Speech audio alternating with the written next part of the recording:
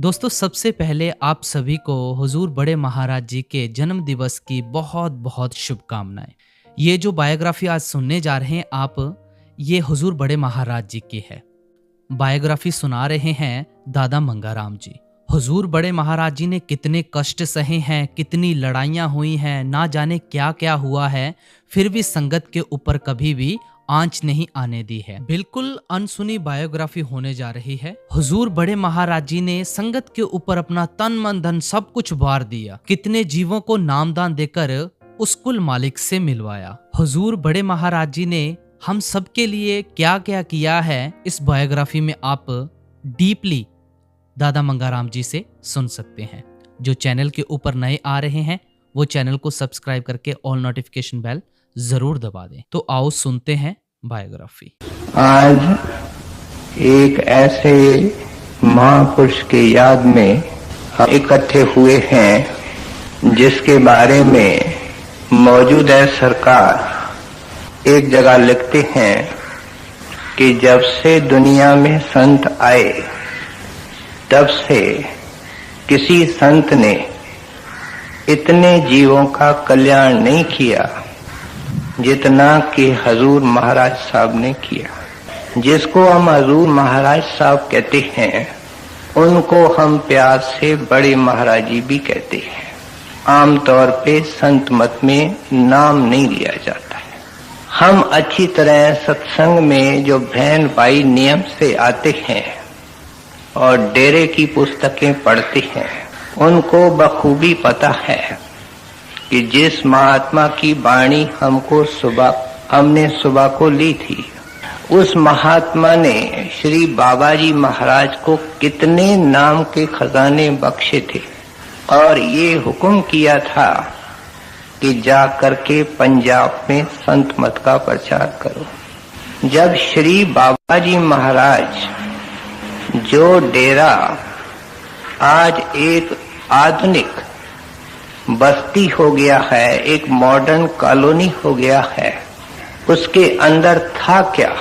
एक झोंपड़ी थी, एक कुटिया थी, उसके ऊपर फूस की छत थी, उसमें श्री बाबा जी महाराज रहते थे। ऐसे तो सर्विस के दौरान जब कभी छुट्टी मिलती तो 2-3 दिन बाबा जी अपने घर गांव में घुमाण में जाते और इस जगह जहां डेरा है वहां आकर के भजन बैठते थे। गांव के लोग तो उस एरिया में जाने से डरते थे कि यहाँ सांप हैं, यहाँ खूनख्वार जानवर हैं, यहाँ भूत प्रेत हैं। बाबा जी मुस्कुरा के कहते हैं कोई भी होगा हम प्रेम से गुजारा कर लेंगे।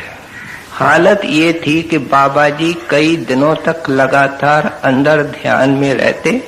ध्यान बाहर आता तो रोटी को जो स्टेशन से ला करके अपने एक कपड़े के अंदर बांध करके पेड़ के साथ लटका देते थे, उसमें से एक रोटी निकाल करके पानी में गीला करके खा के फिर 2-4-5 दिन बैठ जाते। और उन्होंने जब संत मत का प्रचार किया, दीपक जले और पतंग न आवे, ये कभी दुनिया के इतिहास में हुआ नहीं।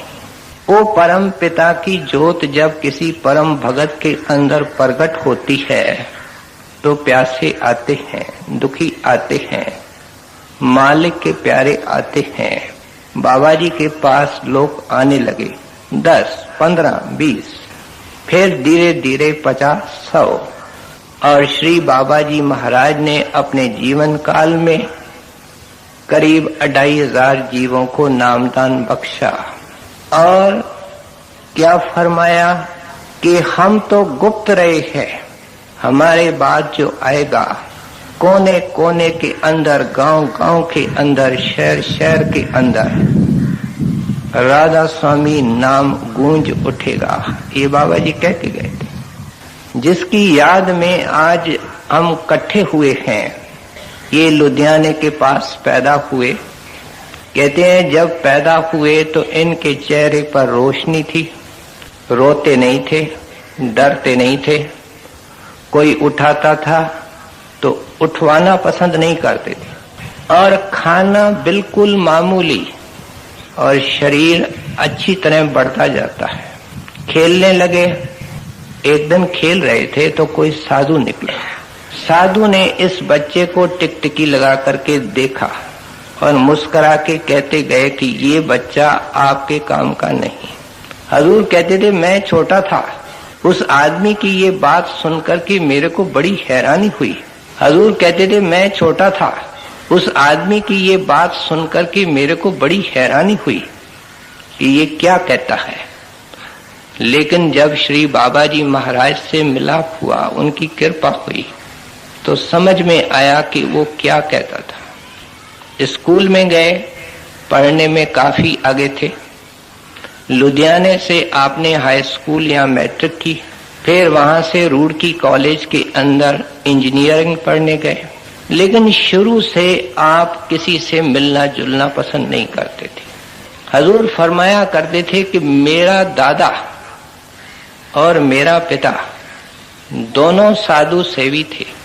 इनके पिता तो नौकरी पर रहते थे, फौज में ऑफिसर थे, लेकिन ये छोटे थे तो इनके दादा जो साधु महात्मा आता, उनको उनके साथ ये सत्संग में जाते और फरमाया करते थे हजूर कि हम सत्संगी बाल बच्चों की इतनी सेवा करते हैं, अपना इतना वक्त उनके पढ़ाई लिखाई खाने के ऊपर देते हैं, लेकिन उनके अंदर साधु महात्माओं के संगत करने का स्वभाव नहीं डालते, उनको औरों की सेवा करना नहीं सिखाते।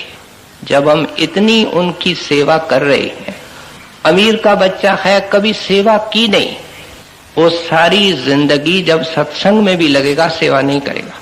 ये सेवा का गुण बचपन से ही पिता माता जो समझदार होते हैं बच्चों में डालते हैं। बड़े बड़े मैंने देखे हैं अच्छे सूझबूझ वाले सत्संगी छोटे बच्चे को कहते हैं सबको नमस्कार करके आओ। बचपन में ये आदतें डाली जाती हैं।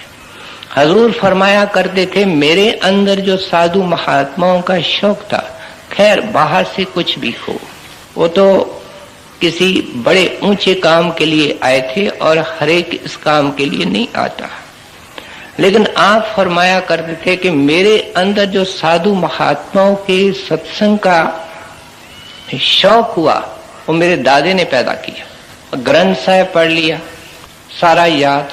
अब जब रुड़की में थे तो भी दरवाजा बंद। महाराज की कुछ विशेषताएं सुबह की ये थी, खामोश, बहुत कम बोलते थे, 4 अक्षरों में कोई बात कर देते थे। दूसरी, एकांत सेवी थे। जब पढ़ते थे तो भी इनके हॉस्टल के अंदर इनका कमरा, उसका दरवाजा बंद रहता था। तीसरी इनके विशेषता ये थी कि सफाई के बड़े शौकीन थे, बाहर की सफाई, अंदर की सफाई। और फिर जो सबसे प्रमुख इनके अंदर गुण था वो साधु महात्मा की तलाश, परमात्मा की प्राप्ति, मनुष्य देह का सच्चा मकसद उसकी पूर्ति। नौकरी में लग गए, मिलिट्री इंजीनियरिंग सर्विस। उन दिनों में अंग्रेजों का राज्य था, सब ऑफिसर अंग्रेज होते थे बड़े बड़े, लेकिन महाराज जी को भी एक ऑफिसर बनाया गया, एसडीओ के पद पर उनको नियुक्त किया गया। और हजूर महाराज ने अपनी सारी सर्विस, 28 साल की जो सर्विस की है, वो सारी सर्विस उस इलाके में की है जो अब पाकिस्तान में आ चुका है। खैरा गली, नथा गली, कोमरी, एबटाबाद, इन जगहों में हजूर ने गवर्नमेंट सर्विस की। अब ये पाकिस्तान में है। जब ये पढ़ाई से फारिग हो गए, इनकी शादी तो हो गई, लेकिन इन्होंने अपने साथ पत्नी को नहीं रखा, नौकरी रखा, और एक ऐसी एकांत के जगह में बंगला लेते थे जो शहर से के भीड़ भाड़ से दूर। दूसरी विशेषता ये थी कि कोई साधु महात्मा आए किसी संप्रदाय का, जैनी आते थे, बौद्धि आते थे, मुसलमान दरवेश आते थे। सबको पता था कि यहाँ एक इंजीनियर साहब रहते हैं जिसका दरवाजा सब दरवेशों के लिए, सब साधुओं के लिए खुला रहता है। नौकर को आदेश थे कि खूब सेवा किया करो। और महाराज जी जब नौकरी से फारिग होकर के आते सरकारी काम से, तो उनसे परमार्थ की चर्चा करते। हजूर की कितनी धर्मों के अंदर रुचि थी, क्या क्या उन्होंने पढ़ा, क्या क्या उन्होंने किताबें इकट्ठी की, इसका पता तब चला जब रिटायर करके डेरे के अंदर आए और अपनी पूरी पुस्तकें साथ ले आए। देखने वाला दंग रह जाता था कि ये धार्मिक पुस्तक जो हिंदुस्तान में नहीं मिलती है, कोई किताब इजिप्ट से मंगवाई है, कोई ईरान से मंगवाई है। इतना शौक था। हजूर महाराज जी पश्तू जानते थे क्योंकि उस इलाके के अंदर पठानों की बोली है पश्तू। तो उर्दू जानते थे, अंग्रेजी जानते थे, पंजाबी जानते थे। और उन्होंने सब तरह के जितने संप्रदाय होते हैं उनके साधु अभ्यासी, उनसे परमार्थी चर्चा की, लेकिन शरण किसी की नहीं ली, क्योंकि उनको पता था कि माथा उसके आगे टेकूंगा जो घर में घर दिखाए दे। और कौन सा रास्ता? 5 शब्द का। श्री बाबा जी महाराज ने ये कसौटी लेकर के खोज की थी। 14 साल का बच्चा, और जब तक स्वामी जी महाराज नहीं मिले किसी के आगे सर नहीं झुकाया, सबसे प्रीत की। इसलिए हजूर महाराज प्रीत सबसे करते रहे, लेकिन किसी से उन्होंने आगे होकर के नाम का भेद या दीक्षा इत्यादि नहीं मांगी। एक फकीर था, वो अंदर जाता था, कमाई वाला था, रिद्धि सिद्धि वाला था। महाराज जी उसकी बड़ी मजेदार बातें सुनाते थे कि उसकी हालत ये होती थी कि लंबा कुर्ता पहनता था, एक कोने के अंदर पाखाना लगा हुआ है, दूसरे कुर्ते के कोने के अंदर रोटी बंधी हुई है। मस्त दरवेश था। एक बार महाराज जी उसके साथ गाड़ी में चले किसी काम को, जहां उतरना था वहां उतरे ही नहीं, न महाराज जी को उतरने देवे। कि बाबा मेरे को काम पर सरकारी जाना है। कहते हैं नहीं, हमारी पहले फौज आएगी। अंग्रेज बड़ा विश्वास करते थे। आए, उतरे, और उसके बाद महाराज जी को उतरने दिए। इनकी बातें महाराज जी बहुत सुनाया करते थे। और एक रात को 12 बजे के बाद भी बैठे रहे कि बाबा आज तो कुछ लेके ही जाऊंगा, खाली नहीं जाऊंगा। वो भी कमाई वाला था। फकीर जो अंदर जाते हैं वो एक दूसरे का विरोध नहीं करते हैं, एक दूसरे से प्यार करते हैं। बड़े महाराज जी जब सखर के अंदर आए सिंध में, एक ऐसी सड़क से उनकी मोटर निकली, आसपास के कई फकीर आकर के इकट्ठे हुए और तालियां बजाने लगे, नाचने लगे कि रब की मोटर जा रही है। उन्होंने कभी महाराज को नहीं देखा था, अंदर देखते थे। जो फकीर अंदर जाते थे वो महाराज जी की पोजीशन को जानते थे। सो मैं अर्ज कर रहा था कि उन्होंने अपने दिव्य दृष्टि से हजूर महाराज को बताया कि आपको बहुत बड़ा खजाना मिलने वाला है, लेकिन किसी और दरवाजे से। कहाँ जाऊं? पूछा। कहते हैं कहीं नहीं जाना, अपने आप आएगा, घर बैठे देगा। किस तरीके से श्री बाबा जी महाराज जिन्होंने डेरा ब्यास स्थापित किया, वे कोमरी के अंदर गए जो अब पाकिस्तान में हिल स्टेशन है, वहां आप सर्विस में थे। और किस तरीके से इस रतन को, इस अनमोल हीरे को निकाला, ये वार्ता हमने सुनी। महाराज तो साधु सेवी थे। किसी ने कहा बड़े कमाई वाले महात्मा आए हैं और बहुत प्रभावशाली सत्संग करते हैं, विशेषकर ग्रंथ साहब का। बाबा जी महाराज के चरणों में जब आए तो उनके आंखों का खुमार देखा। जब सही महात्मा के सामने वो आ जाता है जिज्ञासु, उनके आंखों का खुमार देखा, उनका रवानी नूर देखा, उनका चमकता हुआ चेहरा देखा, दंग रह गए। अभी सत्संग तो नहीं हुआ, सत्संग सुना, कहते हैं ये सब बात न्यारी, जो मैं चाहता हूं सब उसका वर्णन हो रहा है। हजूर ने बाकायदे छुट्टी लेकर के बाबा जी महाराज का सत्संग किया और सिर झुका दिया, मेरे को नाम दो। बाबा जी ने वहां जाने से पहले एक सेवादार को कहा था, हजूर तो दफ्तर में जा रहे थे, कि हम इसके लिए आए हैं। सेवादार कहता है इन्होंने तो आपको नमस्कार भी नहीं किया। कहते हैं ये बेचारा क्या जाने। और 3 रोज के बाद सत्संग में महाराज आए और माला माल हुए। अब जो बड़े महाराज या किसी संत महात्मा का जीवन वृत्तांत है, उसको बयान करने के लिए ना हमारे पास आंख है ना हमारे पास जुबान है। क्यों? कि उसका काम सिर्फ इंसानों की तरह बाहर नहीं होता है। आप संत के जीवन को जब बयान करेंगे तो क्या बयान करेंगे? उसके बाहर की लीला, लेकिन जो उसकी अंतर की लीला है उसके मुकाबले में बाहर की लीला 1% भी नहीं है। उसके लिए तो जो अंदर जाते हैं वो बता सकते हैं, और जब अंदर चला गया तो बताना बंद। अगर बताता है तो जा नहीं सकता। अजीब खेल है। संत की गति अंदर पता लगती है, अंदर जाने वाला बोल नहीं सकता। इसलिए ये जो बाहर का वर्णन हो रहा है वो केवल इसलिए कि संत क्या होता है, संत क्या करता है, संत क्या देता है, और संत दुनिया का कितना परोपकार करता है। बस नाम तो मिल गया, नाम तो हमको भी मिला है, लेकिन हजूर महाराज की सारी जिंदगी ही कुछ और हो गई। उनके सेवा में एक और सत्संगी रहता था, उन्होंने भी बाबा जी महाराज से नाम लिया था। उसका नाम बंता सिंह जी था, और सारे हजूर महाराज की बातें ये बंता सिंह सेवादार बताता कि नौकरी से आना, सर्विस से आना, कमरे में चले जाना, कमरा बंद, खाने पीने का कोई नाम नहीं, सब रुचियां पिघल गई।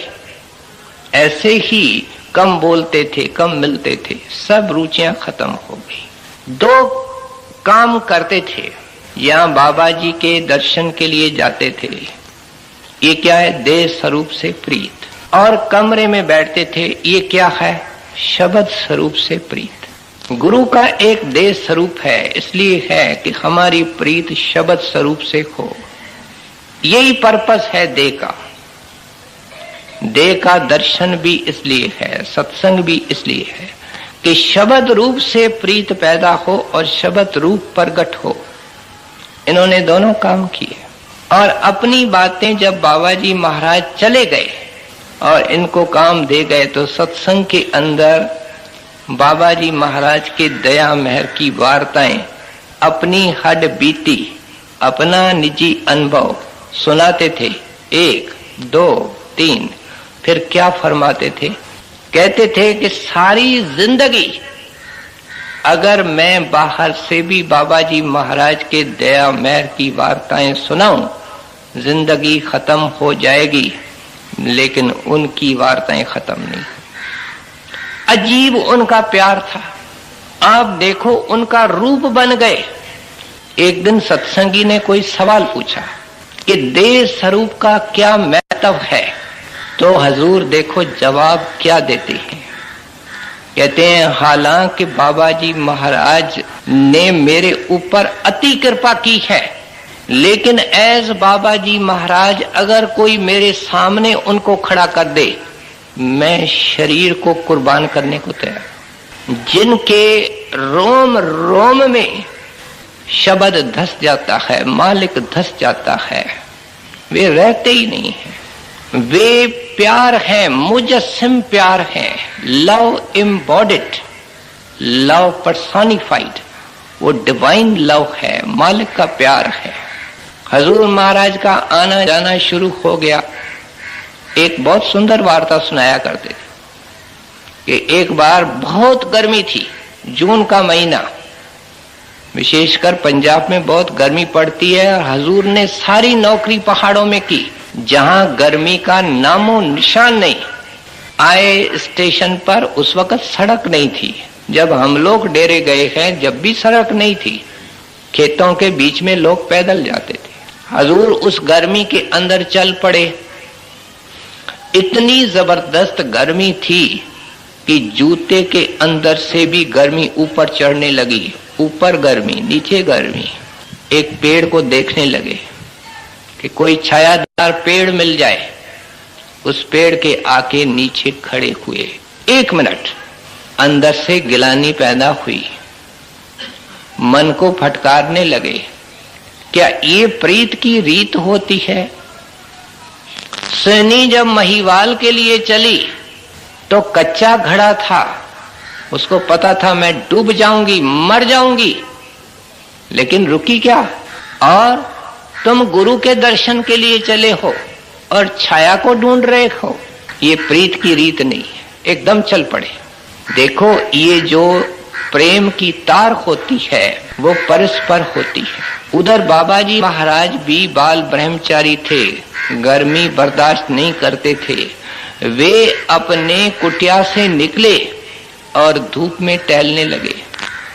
बीबी रुको, जो उनके सेवा में रहती थी, कहती महाराज क्या काम है इस वक्त, इतनी तेज गर्मी, आप टहल रहे हैं, क्या काम है? उन्होंने सोचा बाबा जी महाराज को किसी चीज की जरूरत है। कहते हैं ऐसे ही। और जब हजूर डेरे के नजदीक पहुंचे तो बाबा जी गुफा में चले गए, कमरे में चले गए। बीबी रुको मिली, कहने लगी कि मुझे पता चल गया कि आप आ रहे हो। महाराज ने कहा बीबी तू अंतर्यामी हो गई? कहते हैं नहीं, बता कि तेरे को रास्ते में गर्मी लगी? हजूर सोच में पड़ गए। कहते हैं जब पेड़ के बाद मैं चला हूं मेरे को गर्मी नहीं लगी। वो गर्मी भी गुरु ने अपने सिर पर ले ली। ये अजीब मार्ग है, जितना प्यार दो उतना प्यार बढ़ता है, सवाया होता है। जब सेवक गुरु से प्यार करने लगता है तो गुरु भी उसका आशिक बन जाता है। ये अजीब खेल है जो संसार में कहीं नजर नहीं आएगा। ये अजीब रूहानी रिश्ता है। बाबा जी महाराज से प्रीत इतनी थी, बार बार कहते थे महाराज आप मेरे को काम पर वापस भेज देते हो, मेरे से ये बर्दाश्त नहीं होता, मैं तो आपके चरणों में रहना चाहता हूं। लेकिन बाबा जी को पता था, एक चिट्ठी में लिखते हैं कि अगर नौकरी छोड़ दी तो पार ब्रह्म से ऊपर नहीं जा सकोगे, क्योंकि दुनिया के लेना देना रह जाएगा। और फिर क्या कहते थे, नौकरी सरकारी नहीं है, नौकरी मेरी है, मेरी नौकरी समझ के करो। एक जगह लिखते हैं कि अफसर बहुत सख्त है, बाबा जी लिखते हैं सख्त, गरम और नरम दोनों अफसर आते हैं, लेकिन तुम नौकरी तो मेरी करते हो। धूप और छाया संसार में है, आते जाते रहेंगे, चिंता न कर, गुरु की नौकरी समझ करके कर, अपने आप को बीच से निकाल दो। आप परमार्थी पत्र पढ़ के देखो, बाबा जी महाराज ने ये जो वाक्य है, अपने आप को बीच से निकाल दो, 20 अनेकों बार अपने चिट्ठियों में दोहराया है, अपने आप को बीच से निकाल दो। क्या आप हैं नहीं? जो कुछ है वो गुरु के निमित्त है, मेरा कुछ नहीं। ये हाल था कि हजूर का सैर तमाशा, बाहर की सैर भी छूट गई। कभी कहते अपने सैस को, क्योंकि पहाड़ों में घोड़ी पे छोटे छोटे घोड़े होते हैं, उन पे जाया करते हैं, आदमी पैदल नहीं चल सकता।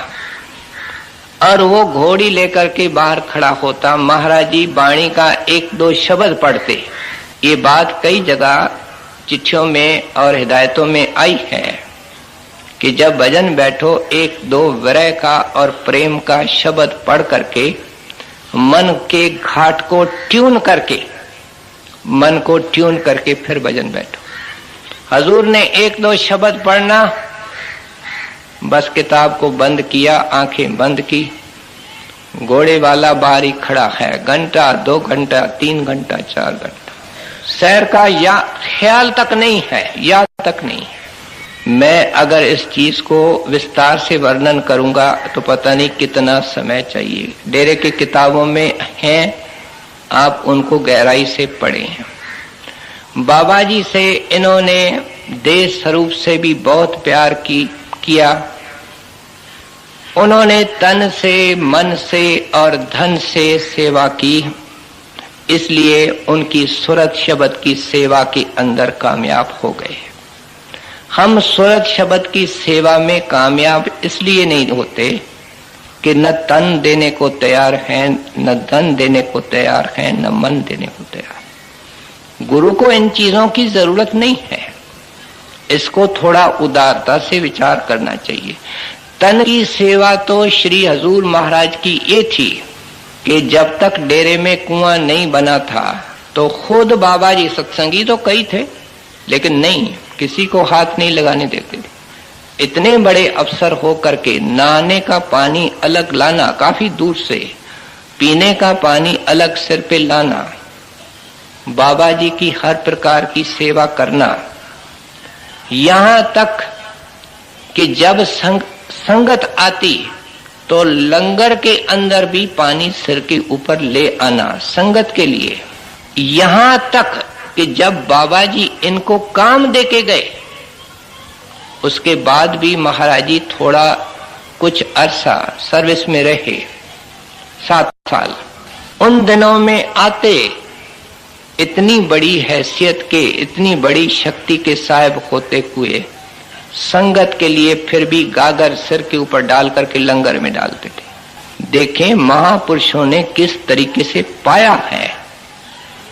ये तन की सेवा, धन की सेवा का एक हाल था कि तनख्वाह बाबा जी के पास, मामूली खर्च आपका था, बाकी बाबा जी के पास।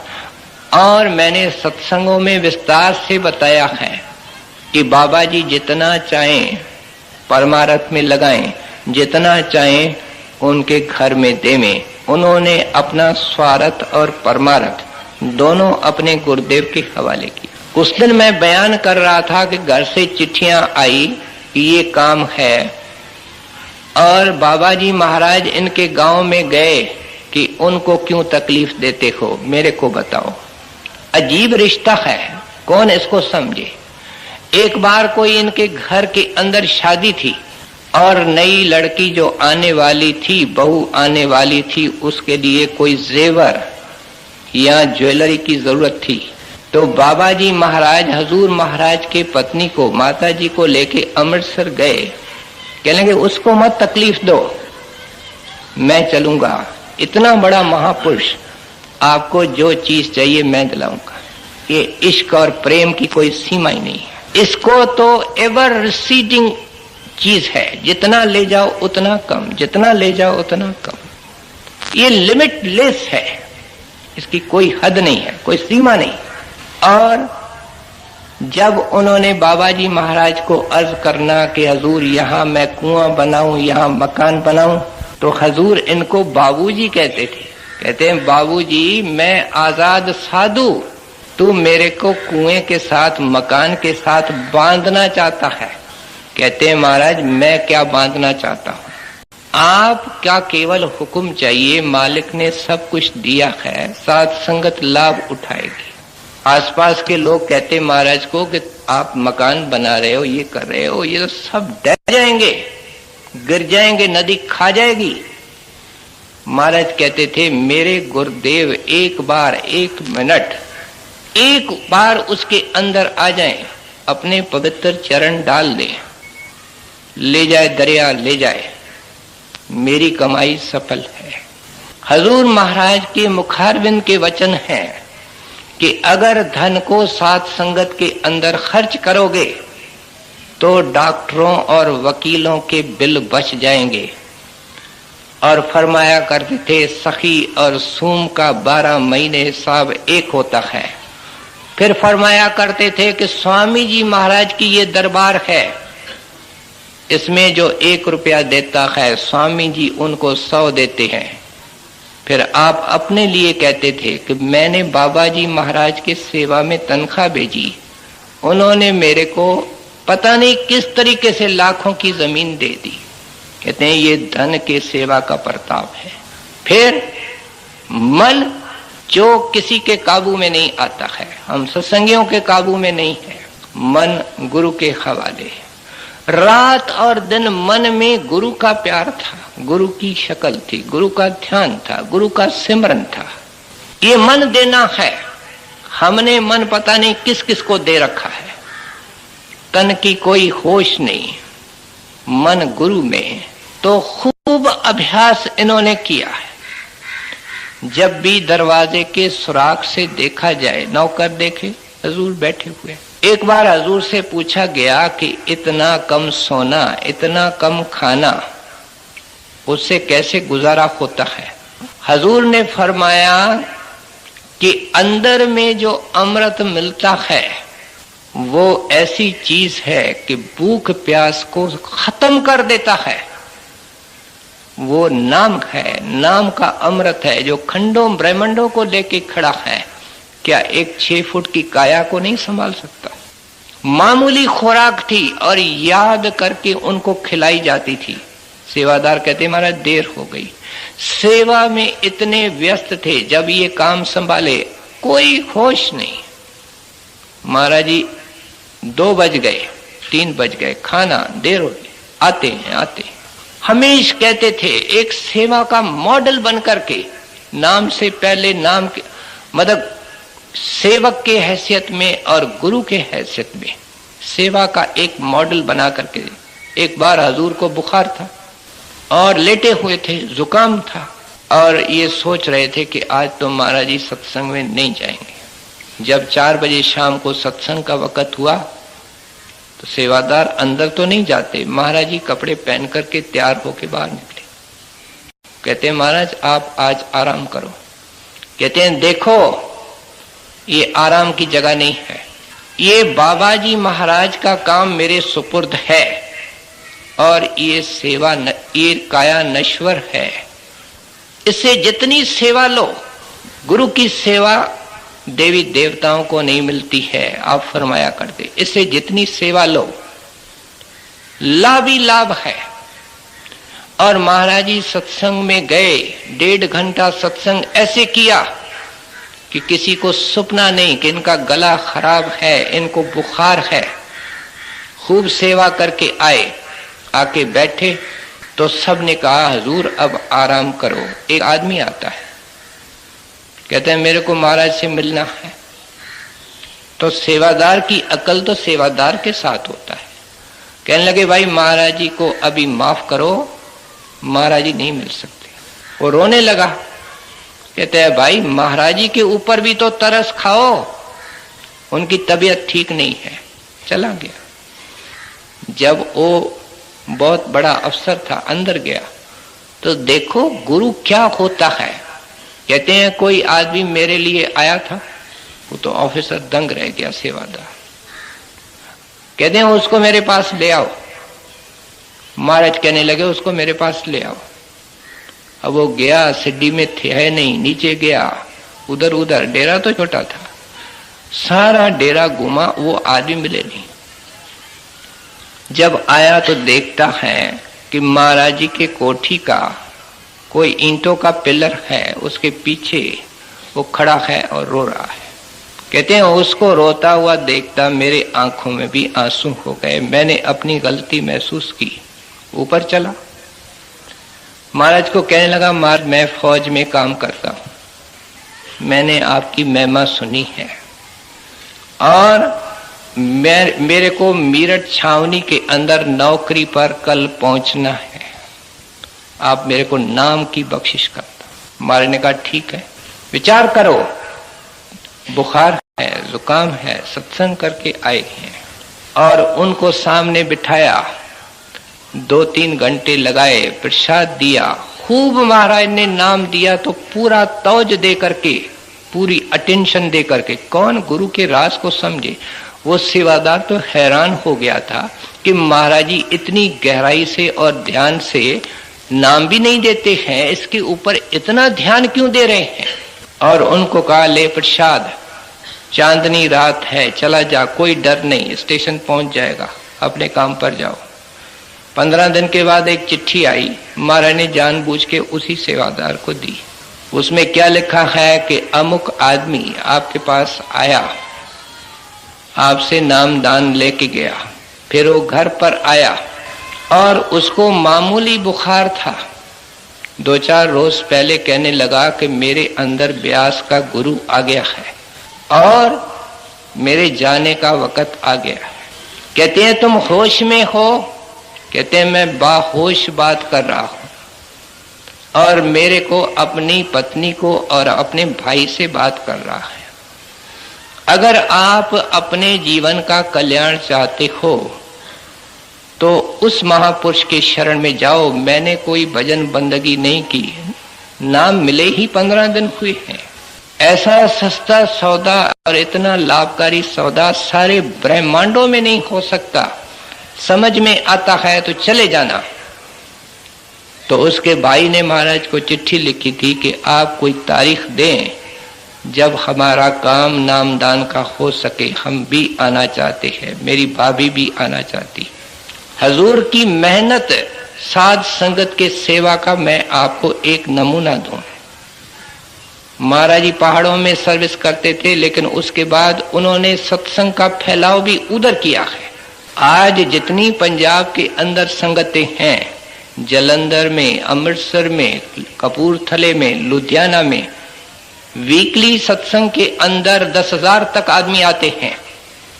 ये सब के सब ऊपर वाले पंजाब से आए। और बड़े हजूर का सत्संग, उस जमाने आदमी देसी घी खाने वाले बड़े मजबूत थे और डेरे के अंदर तो 1 घंटा भजन बिठाते थे, 2 घंटे सत्संग करते थे। अब आप खुद सोचो, जमाने के अनुसार आज सत्संग हो रहा है। सरदार बहादुर महाराज कहते थे 45 मिनट से ज्यादा सत्संग नहीं होना चाहिए, क्योंकि आदमी का ध्यान इधर उधर फिर भागने लगता है, क्योंकि वो प्रोफेसर थे। हर एक महात्मा का अपना नमूना होता है। महाराज जी ने 2 घंटे एबटाबाद में सुबह को उठ करके सत्संग किया। वहां से मोटर में बैठे, कार के द्वारा रावलपिंडी पहुंचे। कोई सत्संग का प्रोग्राम नहीं, संगत खड़ी। महाराज को आग्रह किया, महाराज ने 2 घंटे वहां सत्संग किया। फिर महाराज जी वहां से चल करके लैलपुर आए, जो 350 मील है रावलपिंडी से। सब इलाके पाकिस्तान में हैं। 350 मील का कार का सफर करके लैलपुर पहुंचे। वहां उन्होंने शाम को सत्संग किया। फिर उनको रात को रवाना हुए अंधेरे में, और कपूरथला में एक प्रेमी डॉक्टर ईश्वर सिंह रहते थे, उसके लड़की की शादी। अनंत कार्य सुबह को जल्दी बहुत होता है और महाराज को उसके अंदर शामिल होना था। महाराज ने जो लाड और प्यार संगत को दिया, उसका तो कोई नमूना ही संसार में नहीं है। महाराज जी वहां 5 बजे पहुंचे और वहां से उस अनंत कार्य से फारिग होकर के मोटर में पहुंच करके जलंधर पहुंचे। तो किसी सत्संगी का वो ड्राइवर था और वो पठान था। कितने मजबूत होते हैं, गोरे होते हैं। उन्होंने 15 रुपए उस सस्ताई के जमाने में महाराज जहां ठहरे आकर के, उसने उनको 15 रुपए खर्ची दी कि भाई तुमने बड़ी मेहनत की है। वो बेसत्संगी पठान ड्राइवर क्या कहता है? कहता है मैं 30 साल का जवान हूं, मेरा सिर चकरा रहा है, मैं इतना थका हुआ हूं, नींद के बगैर इतना परेशान हो रहा हूं, और ये मोटर से उतरे हैं, फूल के तरह खिल रहे हैं, कोई शरीर में थकान नहीं, ये इंसान नहीं हो सकते, ये इलाही कोई ताकत है। मैं हैरान हूं कैसे इस उम्र के अंदर, महाराज जी की उम्र 80 साल की थी उस वक्त, ये महाराज ने मेहनतें करके हिंदुस्तान के कोने कोने के अंदर सत्संग फैलाया। उस जमाने के अंदर जब सख्त विरोध होता था, लाउड स्पीकर की तारें काट जाते थे, पता नहीं क्या क्या विरोध होता था, मैं बयान ही नहीं करना चाहता हूं, लेकिन जितना विरोध करना था होता। महाराज जी कराची गए। मैं गया हूं उस वक्त, दीवान साहब के लड़की की शादी की तारीख दे दी। दीवान साहब ने कहा महाराज सत्संग, कहता है भाई देखो मैं तो शादी में आ रहा हूं, मेरे को फुर्सत कहां मिलेगी। अब गुरु के आगे कौन बोले, लेकिन फिर भी उसने पंडाल वगैरह का बंदोबस्त कर दिया। जब महाराज पहुंचे तो संगत 15, 20, 30, 40 आदमी। कराची में पाकिस्तान से पहले सत्संग होता था, मैंने देखा है उसमें 101 आदमी भंडारे पर आते थे कि महाराज सत्संग, कहते हैं हाँ सत्संग होगा। दीवान साहब जिसके लड़की की शादी पर आए उसका दिल बहुत मायूस हो गया कि महाराज बैठेंगे, सुनेगा कौन। हमने तो कुछ भी नहीं बताया, अखबार में नहीं दिया। महाराज जी हंस के कहते हैं तुमको अखबार में डालने की जरूरत ही नहीं है। और दूसरे दिन सारे शहर के अंदर खलबली मच गई कि गुमराह करने वाला आ गया, गुरु घर से दूर करने वाला आ गया, ग्रंथ साहब का गलत अर्थ करने वाला आ गया। सारा पंडाल भर गया, हजारों में लोग आए जिनको नहीं आना। देखें ऐसे महात्मा को क्या बोलता है, ये कौन सा महात्मा है। इस तरीके से महाराज जी ने अपना संदेश फैलाया। अब महाराज नामदान देते रहे और डेरे के रिकॉर्ड कहता है करीब 1.25 लाख जीवों को हजूर ने सामने बिठा करके नाम की बख्शिश की और सचखंड का अधिकारी किया। लेकिन अनंत जीवों के ऊपर दया दृष्टि डाल करके कभी कभी मौजूदा सरकार कहते हैं कि जिनके ऊपर हजूर महाराज की दृष्टि पड़ी है वो अभी नाम ले रहे हैं और आगे भी लेंगे, जो रह गए हैं उनकी दृष्टि खाली नहीं जा सकती। पता नहीं कितने जीवों को नाम का अधिकारी बना के गए। अब हजूर ने डेरा बनाया, ये हॉल जो बना हुआ है ये 1934 में बना। और क्यों बना कि संगत वर्षा के अंदर बैठ सके, बाहर बहुत परेशानी होती है। उस वक्त सत्संग के अंदर 3-4 हजार आदमी 5,000 आते थे। महाराज जी ने जब इसको बनाना शुरू किया तो क्या हुआ कि बनने में 3 साल लगे। एक अजीब इमारत है लासानी, और इसको महाराज ने 3 साल के अंदर पूरा किया है। लेकिन जब पूरी हुई तो संगत हजारों में हो गई। महाराज जी मुस्कुरा के कहते हैं सत्संग अंदर नहीं होगा, अंदर नामदान का ही प्रोग्राम होगा। आज भी यही है। संगत बढ़ती गई बढ़ती गई बढ़ती गई और अब हजूर महाराज ने इतना प्यार संगत को लाड दिया, वक़्त देते थे। पता नहीं सुबह से शाम तक 20 घंटे काम करते थे। जो गुरु अंदर काम करता है उसको तो वो मालिक ही जाने, मैं बाहर की बात कर रहा हूं। फिर पाकिस्तान होने के आसार आने लगे। महाराज ने इशारों में कुछ लोगों को कहा कि बहुत बड़ा तूफान, बहुत बड़ी आंधी आने वाली है, लेकिन बाबा जी दया करेंगे। और पाकिस्तान में जो हुआ वो शायद गहराई से बहुत सारे थोड़े लोग जानते हैं। क्या हुआ, कानों को पकड़ना पड़ता है।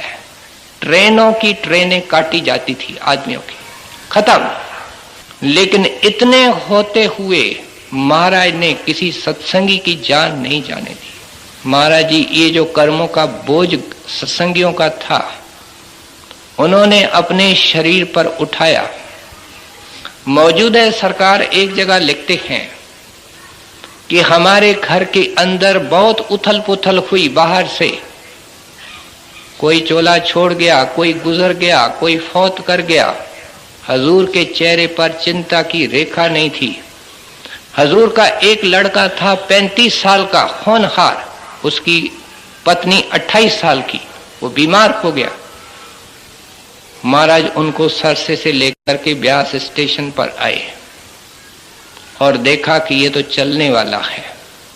मन में क्या ख्याल आता है, कहते हैं अगर डेरे ले गया तो बीबी रुक को बड़ी जिद करेगी कि जैसे भी हो इसको जीवन दान दो।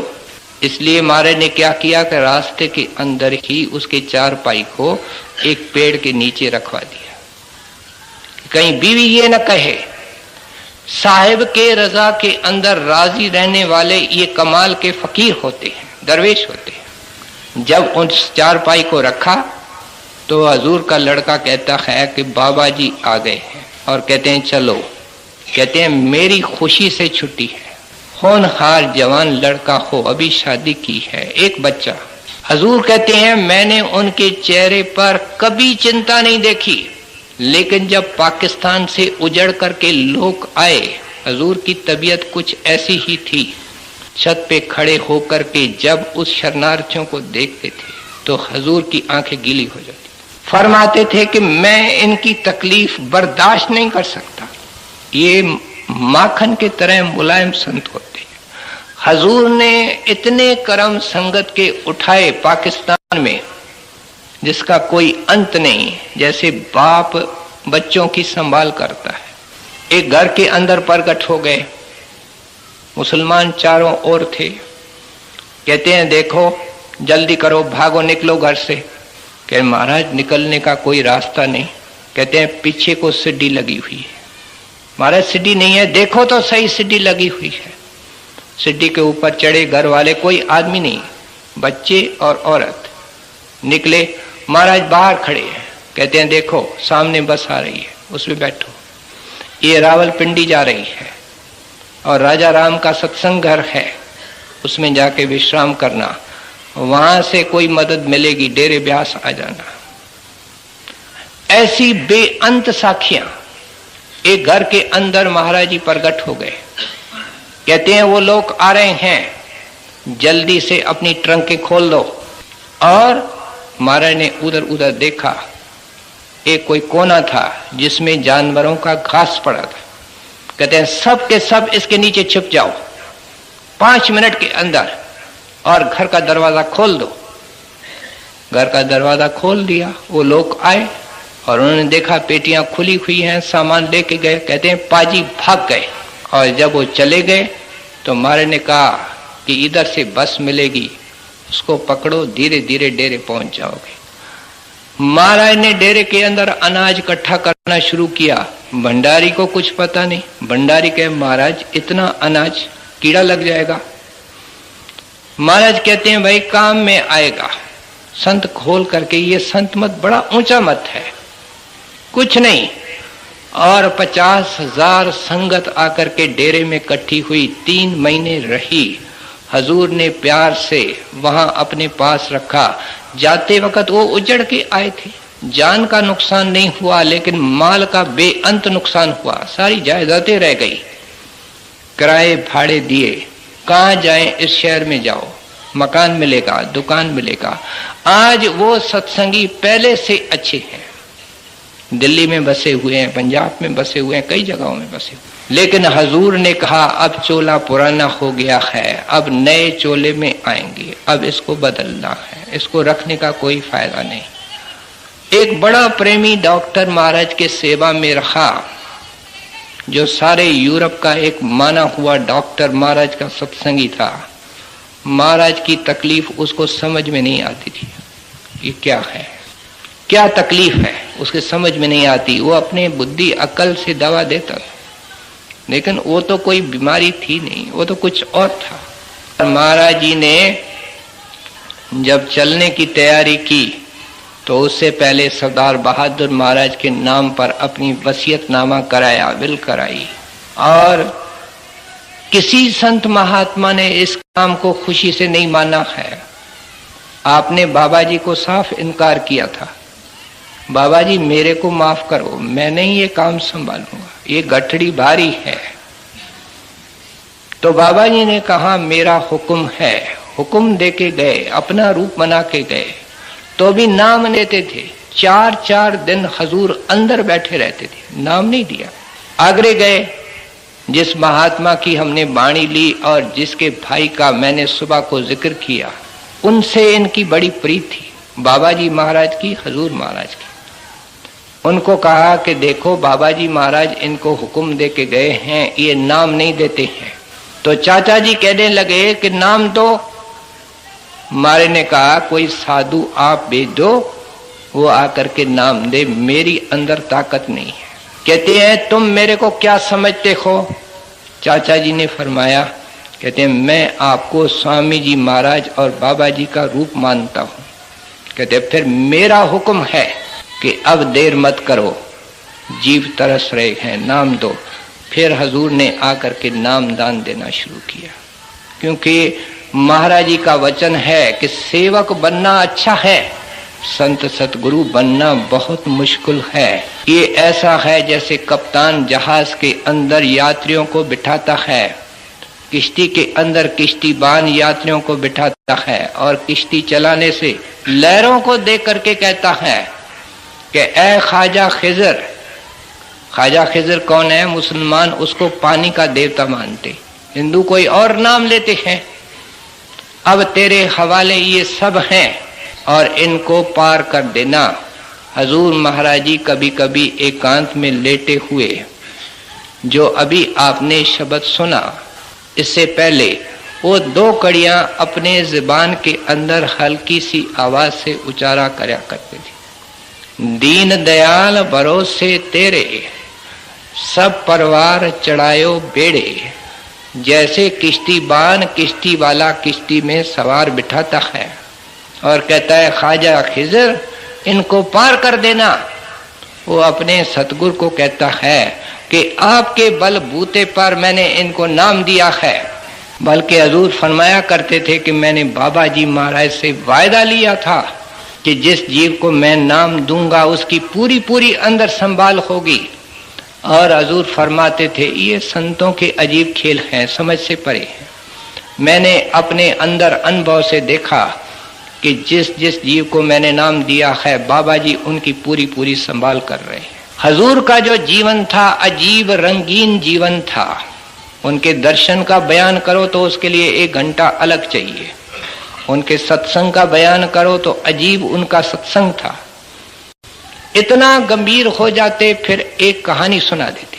आखिर संत मत बड़ा गंभीर है, उसमें कर्म थ्योरी है, नरकों का है, वो है, सब कुछ है। लेकिन देखते कि अब संगत के चेहरे पे चिंता है। महाराज जी एक मजेदार कोई कहानी सुना देते थे, सब खिलखिला करके हंस पड़ते थे। जैसे बाप बच्चों को रखता है उस तरीके से इन्होंने लाड और प्यार से संगत को रखा 35 साल। और फिर 2 अप्रैल को वो अपने परलोक को सिधारे और सरदार बहादुर महाराज को काम दे के गए। उन्होंने मौजूदा सरकार को काम दे के गए। मैं सुबह को भी अर्ज कर चुका हूँ, बीज लगाया स्वामी जी महाराज ने, उसको बढ़ाया बाबा जी महाराज ने, बढ़ाया मौजूदा हजूर महाराज ने, बढ़ता जा रहा है। वृक्ष बड़ा होता है, फैल रहा है, छाया ही छाया। अनेक जीव छाया में बैठ रहे हैं, लाभ उठा रहे हैं, शांति उठा रहे हैं। मैं इसके साथ ही इस विषय को समाप्त करना चाहता हूँ।